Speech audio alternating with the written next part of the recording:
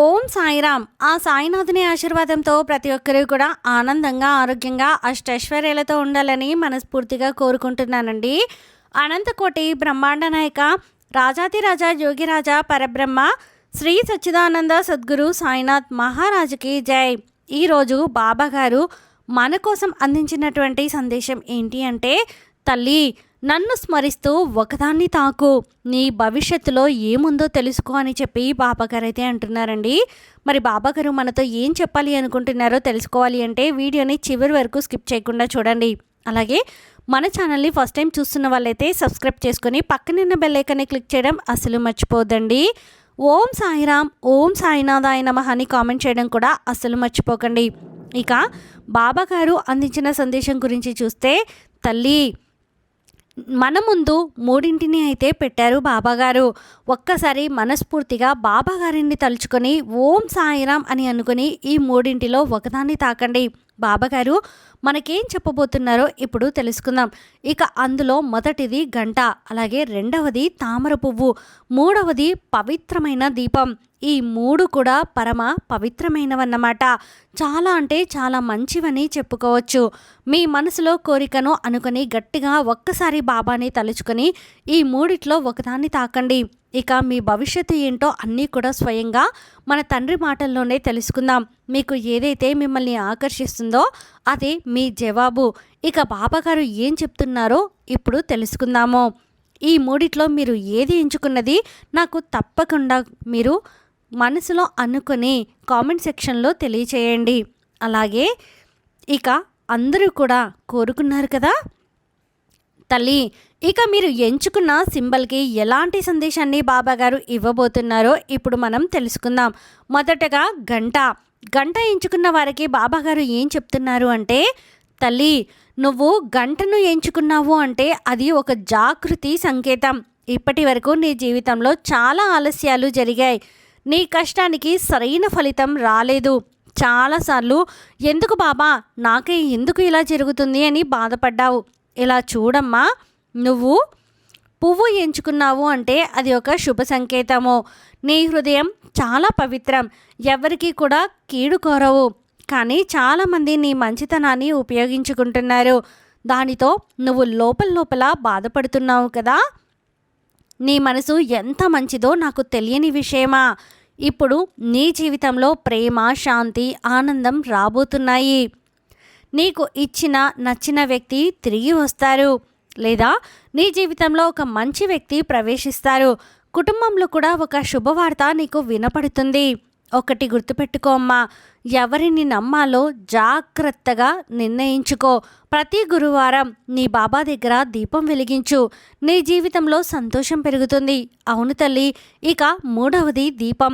నువ్వు దీపం ఎంచుకున్నావు అంటే ఇది ఒక దైవశక్తి యొక్క సంకేతం. నువ్వు ప్రస్తుతం చాలా అంటే చాలా పెద్ద సమస్యలో ఉన్నావు. నీకే తెలియకుండా ఒత్తిడిలో ఉన్నావు. కానీ చీకటి ఎక్కువ రోజులు ఉండదమ్మా. చీకటి లాంటి జీవితంలో వెలుగులు నింపబోతున్నాను. నీ జీవితంలో వెలుగు తెస్తాను. అతి త్వరలోనే నీ సమస్యకు ఒక స్పష్టమైన పరిష్కారం కనపడుతుంది.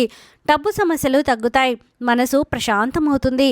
కానీ నువ్వు చేయాల్సింది ఒక్కటే, నమ్మకాన్ని వదలకూడదు. ప్రతిరోజు కూడా రాత్రి పడుకునే ముందు ఒక్కసారి నీ బాబాని గుర్తు చేసుకో. నీకు అద్భుతమైన మార్పు కనపడుతుంది. ఇలా చూడమ్మా, నువ్వు ఈ మూడింటిలో ఏది ఎంచుకున్నా అది నీ బాబా చూపిన మార్గమే అవుతుంది. ఈ రోజు నుండి నీ జీవితంలో ఒక కొత్త ప్రారంభం అనేది మొదలవ్వబోతుంది. నమ్మకం ఉంచు, సహనం పాటించు. నీ బాబా ఎప్పుడూ నీతోనే ఉంటారు. ఈ మూడింటిలో నువ్వు ఏది ఎంచుకున్నావు అనేది నాకు తప్పకుండా చెప్పు తల్లి.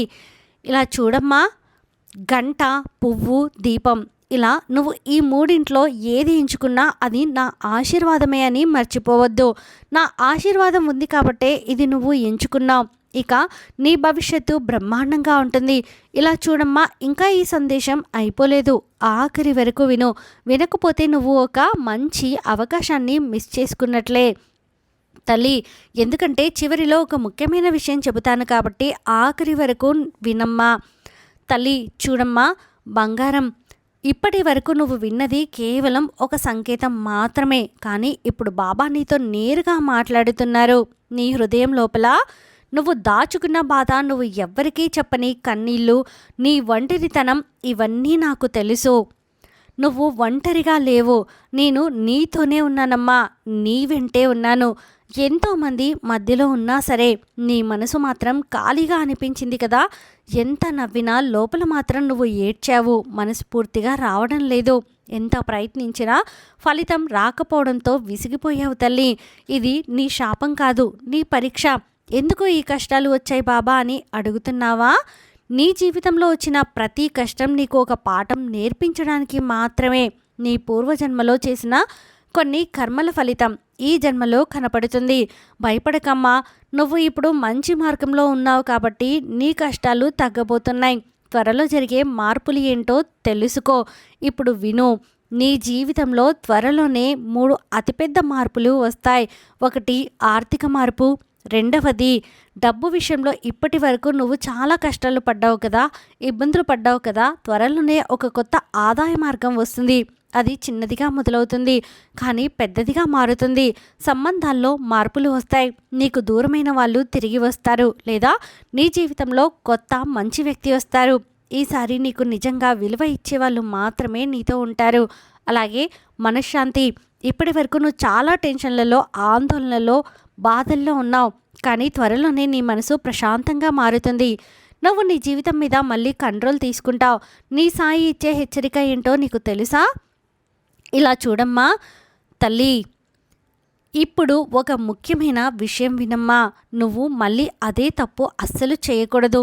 ఎవరైనా నీ మంచితనాన్ని ఉపయోగించుకోవాలంటే వెంటనే దూరంగా ఉండు. అందరినీ నమ్మడం పూర్తిగా మానేసే. నీ విలువను తగ్గించుకోకు. నీ సాయి ఇచ్చే ఈ ముఖ్యమైన సూచనలు ఏంటో తెలుసుకున్నావా? ఇంకా ఉన్నాయి.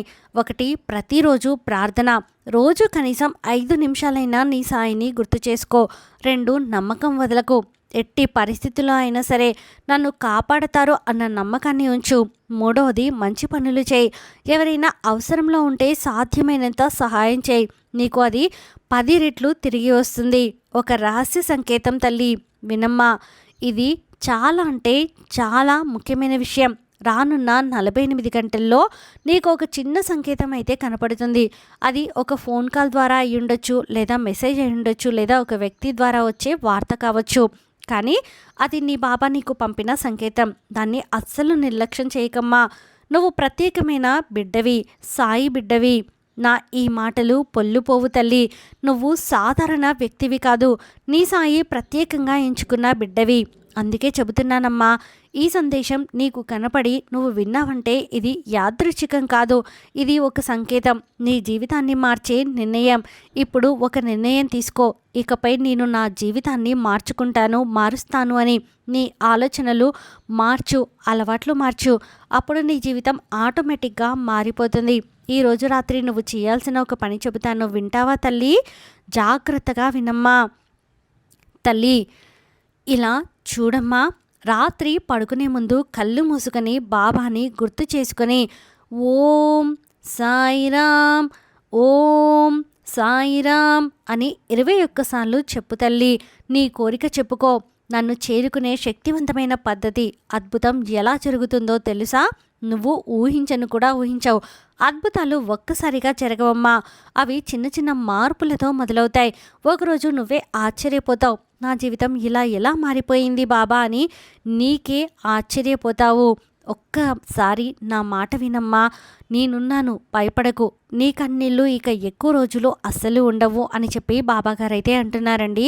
ఈ వీడియో మీకు నచ్చితే ప్లీజ్ లైక్ చేయండి. మరికొంతమంది సాయి భక్తులకు వీడియోని షేర్ చేయండి. ఫస్ట్ టైం ఛానల్ని చూస్తున్న వాళ్ళు సబ్స్క్రైబ్ చేసుకుని పక్కన బెల్ ఐకాన్ని క్లిక్ చేయడం అసలు మర్చిపోద్దండి. ఆ సాయినాథుని ఆశీర్వాదంతో ప్రతి ఒక్కరు కూడా ఆనందంగా, ఆరోగ్యంగా, అష్టైశ్వర్యాలతో ఉండాలని మరొక్కసారి మనస్ఫూర్తిగా కోరుకుంటున్నానండి. సర్వేజన సుఖినో భవంతు. ఓం సాయిరామ్.